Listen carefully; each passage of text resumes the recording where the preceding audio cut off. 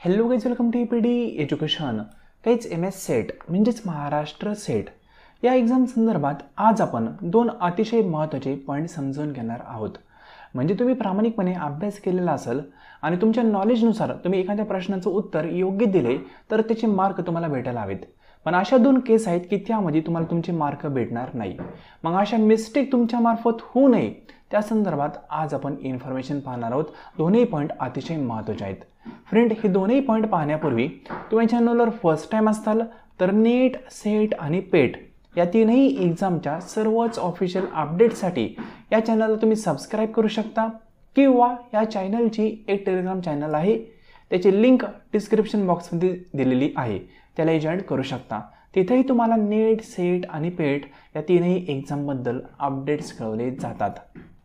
तर फ्रेंड, आजच्या लेसनमध्ये आपण अशा कुठल्या मिस्टेक आहेत, चूक आहेत की ज्यामुळे तुमचे मार्क नॉलेज असून देखील कमी होऊ शकतात या संदर्भात इन्फॉर्मेशन पाहणार आहोत. ठीक आहे, एक पॉईंट याआधी मी डिस्कशन केला होता, पण एक नवीन पॉईंट आहे तो आज मी तुम्हाला सांगणार आहे.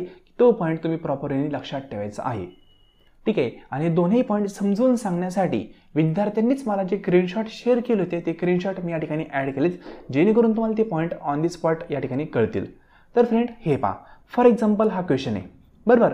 या क्वेश्चनचं आन्सर जे प्रिव्हियस इयरच्या आन्सर कीनुसार कुठलाही ऑप्शन नंबर डी म्हणजे 3 डायमेन्शन मॉडेल, याला आपण 3D, ठीक आहे, 3D मॉडेल असं देखील म्हणतो. ठीक आहे, पण काही ठिकाणी याचा आन्सर व्हाईट बोर्ड दिलेला आहे. क्वेश्चन काय म्हणतोय ते पहा, ए traditional teaching support system include म्हणजे पारंपरिक शिक्षणाची पद्धत आहे त्यामध्ये कुठली गोष्ट ॲड असते ते विचारलं आहे. तर व्हाईट बोर्ड हे अनेक ठिकाणी उत्तर दिलं जात आहे. स्मार्ट बोर्ड आणि डिजिटल बोर्ड तर नाहीच आहे. मग आता व्हाईट बोर्ड की 3 डायमेन्शन मॉडेल यामध्ये कन्फ्युजन आहे, कारण आन्सर कीमध्ये ऑप्शन डी हा करेक्ट दिलेला आहे त्यांनी. ठीक आहे, हे पण तुम्हाला दाखवतो. ही त्या क्वेश्चन पेपरची आन्सर की ऑप्शन डी त्यांनी करेक्ट दिलेला आहे. पण अनेक ठिकाणी व्हाईट बोर्ड असं आन्सर सांगितलं जात आहे. म्हणजे एकच क्वेश्चन नाही, अशा अनेक क्वेश्चन असू शकतात की त्याचं प्रिव्हियस इयरच्या आन्सर कीमध्ये ऑप्शन वेगळा आहे, पण टीचिंग करताना पर्टिक्युलर एज्युकेटर मार्फत चुकून किंवा म्हणू शकतो काही मिस्टेकमुळं त्यांनी आन्सर वेगळं सांगितलं असेल तर या ठिकाणी विद्यार्थ्यांचं कन्फ्युजन निर्माण होतं की आन्सर नेमकं कुठलं आम्ही क्लिक करायचं जर सिमिलर क्वेश्चन आला तर. आता या ठिकाणी हाच पॉईंट समजून घ्या. Suppose same to same question repeat झाला तर या ठिकाणी जी आन्सर की आहे ना प्रिव्हियस इयरची, त्या आन्सर कीमध्ये जे उत्तर दिलेलं आहे तेच तुम्हाला निवडायचं आहे. नॉलेजनुसार उत्तर निवडायचं नाही. फॉर एक्झाम्पल, तुम्हाला माहिती आहे की नॉलेजनुसार व्हाईट बोर्डच एक करेक्ट आन्सर यायला हवं, पण प्रिव्हियस इयरमध्ये तो क्वेश्चन येऊन गेलेला आहे, त्याचा आन्सर त्यांनी डी दिलाय, म्हणजेच कुठलं दिलंय 3 डायमेन्शन मॉडेल. तर त्या ठिकाणी in case same question repeat झाला तर मागच्या वर्षी त्याचं आन्सर काय होतं हे आठवायचं आणि सेम तेच आन्सर या ठिकाणी तुम्हाला क्लिक करायचे, तुमचं नॉलेज यूज करायचं नाही. हा पॉईंट मी तुम्हाला क्लासमध्ये पण सांगितलं होता, या ठिकाणी रिपीट करतोय. ठीक आहे, अनेक म्हणू शकतो एज्युकेटरच्या नॉलेजनुसार व्हाईट बोर्ड पण करेक्ट असू शकतं. मी यावर आर्ग्युमेंट करत नाही, फक्त मला सांगायचं काय, जी आन्सर की ना ती विसरायची नाही. त्यांनी जे आन्सर दिलंय त्या आन्सर कीमध्ये काय आन्सर आहे तेच आपल्याला इन फ्युचर जर क्वेश्चन आला तर निवडायचं आहे. कुठलं आन्सर सांगितलं जात आहे हे इग्नोर करायचं. त्याचं रिझन पण सांगतो. आता आन्सर कीमध्ये त्यांनी प्रिव्हियस इयरमध्ये काय आन्सर दिलेलं आहे ऑप्शन नंबर डी, आणि इन केस यावर्षी सेम क्वेश्चन आला तुम्ही ऑप्शन नंबर ए ला क्लिक केलं, कारण अनेक ठिकाणी पुस्तकांमध्ये पाहिलं असेल ऑप्शन ए करेक्ट असेल त्यामध्ये, पण आन्सर कीमध्ये डी होतं ना तर तुम्ही डी निवडायचं. जर तुम्ही ए निवडलं चुकून नॉलेजनुसार किंवा तुम्ही जे अभ्यास केलाय त्यानुसार, ठीक आहे, तर अशा परिस्थितीमध्ये तो क्वेश्चन चॅलेंज होत असतो, कारण का तो क्वेश्चन ऑलरेडी येऊन गेलेला आहे आणि ऑप्शन त्यांनी म्हणजे विद्यार्थ्यांनी ते निवडलं होतं त्यावेळेस ते क्वालिफाय झालेत ते पर्टिक्युलर ऑप्शन निवडून. मग यावेळेस पण त्यांना तेच आन्सर त्या ठिकाणी ॲज इट इज ठेवावं लागतं, आन्सर चेंज करता येत नाही. फॉर एक्झाम्पल, जशी कोर्टाची केस असते पहा, एखाद्या व्यक्ती एखादी केस लढत असेल ना तर तो मागच्या एखाद्या केसचा रेफरन्स देतो, तो म्हणतो ती केस त्यामध्ये असं झालं, मग यावेळेस आमच्या वेळेस ते असं का होऊ शकत नाही, तर रेफरन्स दिल्यानंतर ती केस जिंकता येते सेम केस असेल तर. सेम कंडिशन हीच आहे, एखादा क्वेश्चन ऑलरेडी येऊन गेलाय त्याचा आन्सर पर्टिक्युलर ऑप्शन दिलेला आहे सेट भवननी, तर तुम्हाला या ठिकाणी पण तेच आन्सर निवडावं लागेल. तुम्ही तुमचं नॉलेज यूज करायचं नाही. सेम क्वेश्चन आला तरची बात आहे. ठीक आहे, म्हणजे नॉलेजनुसार तुम्हाला व्हाईट बोर्ड वाटू शकतं, वाटून द्या, फरक पडत नाही. आन्सर कीमध्ये काय आन्सर होतं त्याचं ते पाहायचं आणि तेच आन्सर तुम्ही या ठिकाणी निवडायचं आहे. म्हणजे अनेक विद्यार्थ्यांनी प्रिव्हियस इयरचे क्वेश्चन पेपर 2दा 3दा 4दा सोडवले असतील, म्हणून त्यांचे आन्सर कुठल्या क्वेश्चनचं कुठलंही हे पाठ पण असेल, म्हणजे पाठ तेव्हा चेंज होऊन देऊ नका. हाच पॉईंट मला तुम्हाला क्लिअर करायचा आहे. ठीक आहे. जसं की फॉर एक्झाम्पल हा पर्टिक्युलर क्वेश्चन आहे, अनेक विद्यार्थ्यांनी हा क्वेश्चन पाहिला असेल, त्या ठिकाणी त्या पर्टिक्युलर एज्युकेटरनी चुकून किंवा काही गोष्टीमुळे झाला असेल, ठीक आहे, त्यांचा व्हाईट बोर्ड त्यांनी आन्सर दिला असेल, पण त्या ठिकाणी व्हाईट बोर्ड आन्सर ऐकायचं नाही, प्रिव्हियस इयरचे क्वेश्चन पेपर आहे, काय आन्सर दिलेले त्यांनी ऑप्शन नंबर डी करेक्ट दिलेला आहे. मग तुम्ही फायनल एक्झाममध्ये ऑप्शन डीच हा निवडणं अपेक्षित आहे. त्या ठिकाणी व्हाईट बोर्ड ऑप्शन दिसला तरी पण तो निवडायचा नाही.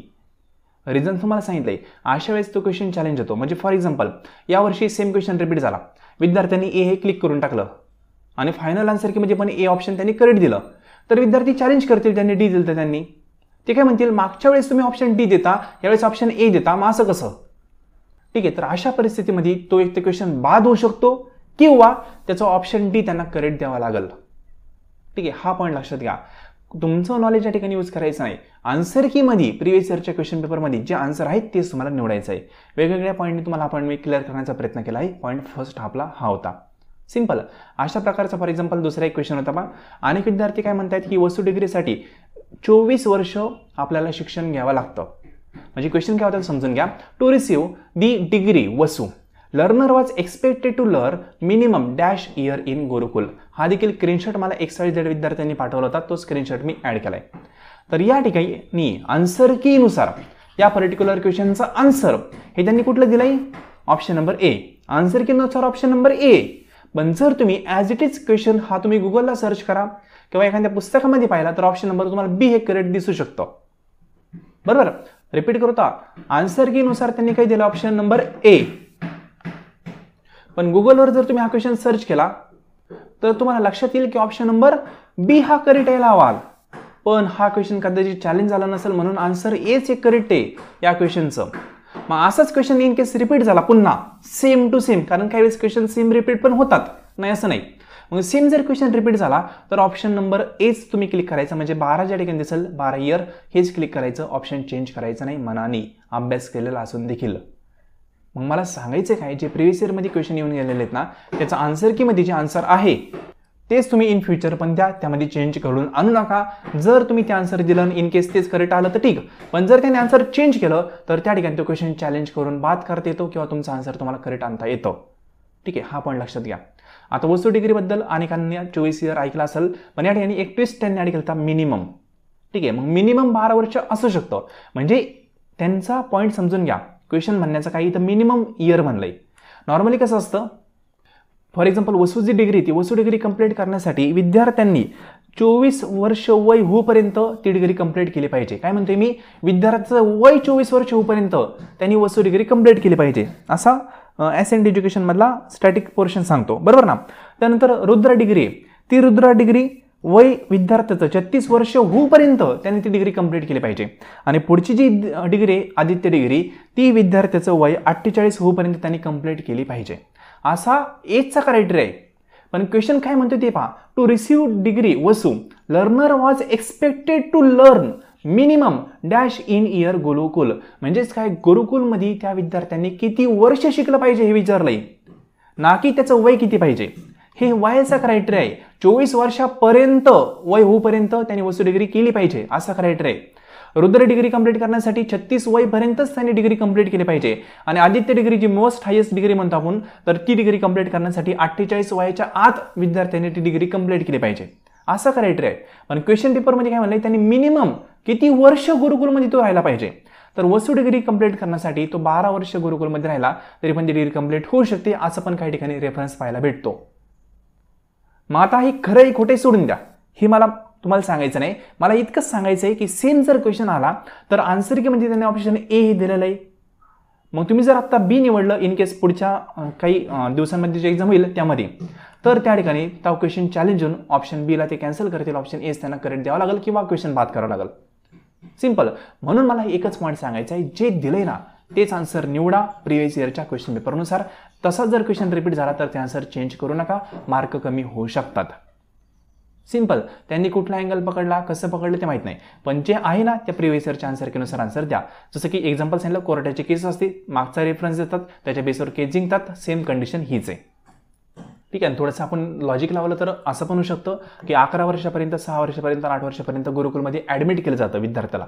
म्हणजे फॉर एक्झाम्पल 11 वर्ष विद्यार्थ्याला वय 11 झाल्यानंतर गुरुकुलमध्ये ॲडमिट केलं तर 12 वर्षी काय करेल, तो ॲडमिशन घेईल. कुठे घेऊन? वसू डिग्रीसाठी. आणि 24 वर्ष वय होईपर्यंत त्याची डिग्री कंप्लीट होईल. म्हणजे दोघांचा गॅप किती आहे? 12 वर्षाचा. म्हणजे 12 वर्षात वसू डिग्री कंप्लीट केली पाहिजे, मिनिमम 12 वर्ष. असं पण त्यांनी कदाचित लॉजिक लावलं असेल, बरोबर ना. म्हणजे इथं काय म्हणले त्यांनी, किती वर्ष, मिनिमम किती वर्ष गुरुकुलमध्ये तू शिकला पाहिजे वसू डिग्री मिळवण्यासाठी. तर 12 वर्ष होऊ पण शकतं, नाही होणार असं नाही.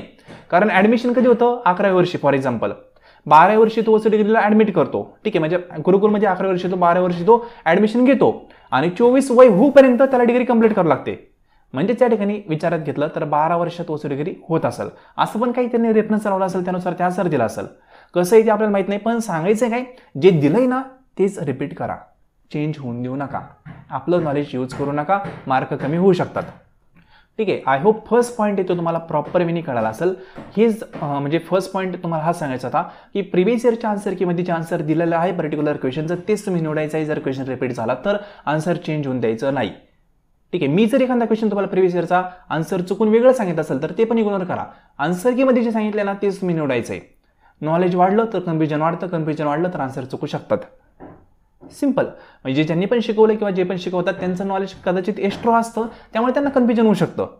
पण तुम्ही काय करायचं, प्रिव्हियस इयरचा क्वेश्चन आला तर नॉलेजच नाही आपल्याला असं कन्सिडर करायचं. प्रिव्हियस इयरमध्ये जे आन्सर होतं तेच तुम्ही चॉईस करायचं आहे. हा पॉईंट फर्स्ट होता. आणि जो पॉईंट सेकंड आहे तो पण तुम्हाला मी या ठिकाणी क्लिअर करतो. इंग्लिश आणि मराठी लँग्वेज संदर्भात हा पॉईंट सेकंड मी तुम्हाला ऑलरेडी एक्सप्लेन केलेला आहे, तरी पुन्हा एक्सप्लेन करतो. इंग्लिश इकडे मराठी लँग्वेजमधून इकडे इंग्लिश लँग्वेजमधून क्वेश्चन असतो, इकडे असतो मराठी लँग्वेजमधून क्वेश्चन. ठीक आहे. तर जे विद्यार्थी मराठी लँग्वेजमधून क्वेश्चन पेपर सोडवणार आहेत त्या विद्यार्थ्यांनी लक्षात ठेवायचं, इंग्लिशमधून फॉर एक्झाम्पल 3 नंबरचा क्वेश्चन आहे, तो एखाद्या गोष्टीचं फीचर कुठलंही हे विचारतोय. आणि 3 नंबरचा क्वेश्चन मराठीमधनं जो आहे ना तो म्हणतोय कुठलं फीचर नाही आहे. अशी क्वेश्चन आहेत पहा. म्हणजे इथं विचारलंय की एक्स गोष्टीचं फीचर कुठलं आणि इथं विचारलंय की एक्स गोष्टीचं फीचर कुठलं नाही. एकच नंबर, सिरियल नंबर एकच आहे क्वेश्चनचा, पण क्वेश्चन वेगळा आहे पहा. अशा वेळेस ते काय करतात, फायनल आन्सर कीमध्ये इंग्लिश लँग्वेजलाच कन्सिडर करतात, मराठीला कन्सिडर करत नाही. हे त्यांनी प्रॉस्पेक्टमध्ये यावर्षी हायलाईट देखील केलेलं आहे. सिंपल. म्हणून लक्षात ठेवायचं, एखाद्या क्वेश्चनमध्ये इंग्लिश आणि मराठीमध्ये कन्फ्युजन असेल, दोन्ही क्वेश्चन वेगळे वाटत असेल तर त्या ठिकाणी इंग्लिशच प्रायोरिटी असेल, मराठीला ते कन्सिडर करणार नाहीत. ते फक्त एक सप्लिमेंटरी लँग्वेज म्हणून त्यांनी ॲड केलेली आहे, हे लक्षात घ्या. ठीक आहे ना. तो पॉईंट त्यांनी प्रॉस्पेक्टमध्ये पण मेन्शन केलेला आहे. सो आय होप तुम्हाला दोन्ही पॉईंट कळले असतील. हे दोन्ही पॉईंट प्रॉपर लक्षात ठेवा, कारण या ठिकाणी तुम्ही अभ्यास केलेला असतो, पण अशा काही बेसिक गोष्टी असतात ज्या ठिकाणी आपण करेक्ट असतो आपल्या अँगलने, पण त्यांच्या काही रूलमुळं तुमचे मार्क जाऊ शकतात. मग ह्या गोष्टी तुम्ही प्रॉपर लक्षात ठेवल्या तर या ठिकाणी 2 ते 3 क्वेश्चन तुमचे वाजू शकतात. आणि 2 ते 3 क्वेश्चन म्हणजे 5-6 मार्क, हे खूप महत्त्वाचे आहेत. सिंपल. मार्क कमी होऊन देऊ नका, एका क्वेश्चनला वेटेज द्या. अनेक विद्यार्थी एका क्वेश्चनमुळे पण बॅकला राहतात, त्यांचा पर्टिक्युलर एक्झाम क्वालिफाय होत नाही. वेटेज प्रत्येक क्वेश्चनला सेम द्या. ठीक आहे. जो क्वेश्चन येणार नाही तो इग्नोर करा, जे येतंय पहिले ती एक्झामला सोडवा. बाकी तुम्हाला MSCT एक्झामला जात असताना कुठल्या गोष्टींची काळजी घ्यायची, प्रॉपर वेनी कशा प्रकारे टाईम मॅनेजमेंट करायचा या संदर्भात इन्फॉर्मेशन देणारं लेसन मी तुम्हाला यूट्यूब चॅनलवर अपडेट करून दिलेलं आहे, किंवा टेलिग्राम चॅनलला व्हिजिट केली तर तिथे तुम्हाला ते पाहायला भेटेल. टेलिग्राम चॅनलची लिंक डिस्क्रिप्शन बॉक्समध्ये आहे. आणि एक पॉईंट लक्षात घ्या, मी त्या लेसनमध्ये सांगितलं होतं की 15 मिनिटं आधी तुम्हाला पेपर भेटणं अपेक्षित आहे, तसा रूल आहे. तर या ठिकाणी यावर्षी जो रूल त्यांनी आणलेला आहे त्या रूलनुसार तुम्ही एक्झामिनेशन हॉलमध्ये गेल्यानंतर 10 मिनिटं पेपर आधी भेटावं असं त्यांनी मेन्शन केलेलं आहे. ठीक आहे. 15 मिनिटाचा रूल यावर्षी नाही आहे, लक्षात ठेवा. 10 मिनिटं तुम्हाला पेपर आधी भेटला पाहिजे. कशासाठी? नाव वगैरे टाकण्यासाठी. सील फोडणं त्या ठिकाणी अलाउड नसतं. जो पेपर भेटतो ना तो पेपर 10 मिनिटं सुपरवायझरने तुम्हाला देणं अपेक्षित आहे. 15 नाही 10 मिनिटं हा क्रायटेरिया लक्षात ठेवा. सिंपल. तर 10 मिनिटं आधी पेपर तुम्हाला दिला पाहिजे, जेणेकरून तुम्ही नाव वगैरे टाकू शकता आणि ज्यावेळेस तुमचा एक्झॅक्ट टाईम सुरू होईल त्यावेळेस तुम्ही ते सील फोडून एक्झाम देऊ शकता. ठीक आहे. तर 10 मिनिटं तुम्ही आधी पेपरची डिमांड करू शकता, काही प्रॉब्लेम नाही आहे. बाकी काही क्वेरी असेल तर कमेंट बॉक्समध्ये कमेंट करू शकता. आणि अनेक विद्यार्थी मला बोलत आहेत की सर मला क्लास जॉईन करायचा आहे, ठीक आहे, कोर्स परचेस करायचा आहे. तर सर्व विद्यार्थ्यांना मी रेकमेंड करेल, यावर्षीचा कोर्स आपला 2 ते 3 दिवसांनी एंड होईल. जो नवीन कोर्स सुरू होईल ना तो एक्झाम झाल्यानंतर लगेचच 2 दिवसांनी सुरू होईल. त्या कोर्समध्ये तुम्ही जॉईन करू शकता. ठीक आहे. तो कोर्स 2026ची जी एक्झाम होणार आहे त्यासाठी असेल. तोपर्यंत तो कोर्स व्हॅलिड राहील आत्ता जॉईन केल्यानंतर. सिंपल. तर एक्झाम झाल्यानंतर लगेचच 2 दिवसांनी आपला नवीन कोर्स सुरू होईल, नेक्स्ट एक्झामसाठी पूर्णपणे नवीन. त्याची इन्फॉर्मेशन तुम्हाला यूट्यूब चॅनलवर लवकरच शेअर केली जाईल, किंवा व्हॉट्सअप चॅनलला पण तुम्हाला ती अपडेट करून दिली जाईल, किंवा हा जो नंबर आहे व्हॉट्सअप नंबर आहे फक्त, या नंबरवर मेसेज करून तुम्ही कोर्सबद्दल इन्फॉर्मेशन मिळवू शकता. सिम्पल. नेक्स्ट एक्झाम कोणाला द्यायचं असेल तर त्या विद्यार्थ्यांसाठी तो कोर्स बेनिफिशियल होऊ शकतो. सो फ्रेंड, आजचं लेसन संपूर्ण पाहिल्याबद्दल थँक्यू सो मच.